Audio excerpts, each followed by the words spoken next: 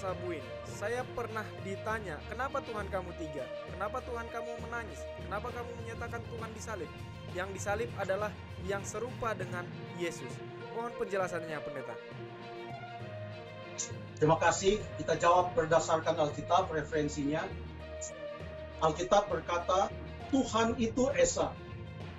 Di dalam Ulangan pasal yang ke-6 ayat yang ke-4, Markus 12, 29, dan lain-lain ada beberapa ayat yang mengatakan Tuhan itu adalah Esa. Dan Allah menyatakan apa artinya Esa kepada kita, bahwa Esa itu bukanlah harus di dalam suatu jumlah atau kuantitas. Karena kalau kita baca, di sini diterangkan kata yang sama, yaitu dalam bahasa Grekanya kata yang sama. Di dalam Markus 12 ayat yang ke-29 menggunakan kata satu yang sama, yaitu Esa. Dengan Yohanes pasal 10 ayat yang ke-30 berkata, Aku, yaitu anak Allah, Yesus, dan Bapa adalah Esa, adalah satu. Jadi saya hanya baca saja ayat-ayat ini. Waktu orang Yahudi mendengarkan akan hal itu, saya sudah sebutkan tadi, mereka terus tahu, berarti bukan hanya Allah atau Bapa yang adalah Allah, tetapi Yesus pun berarti adalah Allah. Hanya dengan mengatakan aku dan Bapa adalah satu. Orang Yahudi terus mengerti, itu artinya Allah. Berarti Allah adalah satu, ya, dalam hal ini.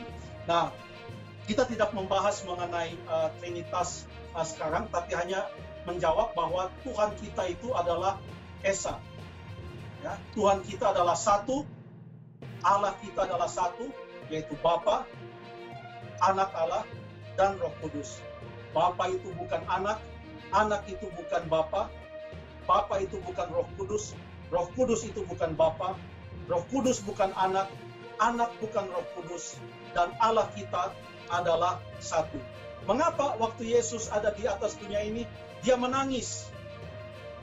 Yesus mengatakan, barang siapa melihat aku, ia melihat Bapa. Dengan kata lain, ia datang untuk menyatakan Allah.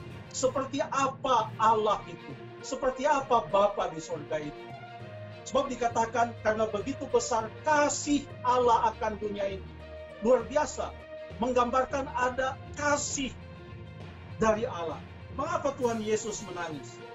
Ini menyatakan bahwa pada waktu Yesus ada di atas dunia ini, dia menyatakan dia sangat bersimpati terhadap kesusahan manusia. Dia empati, dia mengerti kesusahan kita. Ibrani pasal yang keempat, ayat yang ke-14, 15, dan 16 mengatakan kita mempunyai imam besar, yaitu Yesus Kristus, yang mengerti kelemahan kita. Dia mengerti kesusahan kita. Menggambarkan bagaimana Allah sangat mengasihi kita. Ya, Tuhan Yesus disalibkan, kata Alkitab. Walaupun kalau ada orang mengatakan Tuhan Yesus tidak disalibkan, Alkitab mengatakan Tuhan Yesus disalibkan. Mengapa? Karena yang disalibkan itu sendiri, yaitu Tuhan Yesus. Sebelum ia disalibkan, berdasarkan Alkitab, Matius pasal yang ke-26 ayat yang kedua, Yesus berkata, anak manusia akan disalibkan. Setelah ia disalibkan, lalu kemudian ia dikuburkan, lalu kemudian dia bangkit. Lukas 27 ayat yang keempat, dia mengingatkan murid-muridnya lagi tentang perkataannya bahwa dia disalibkan. Jadi sebelum dan sesudah disalibkan, Tuhan Yesus berkata, ia disalibkan. Terima kasih. Oke, terima kasih Pendeta.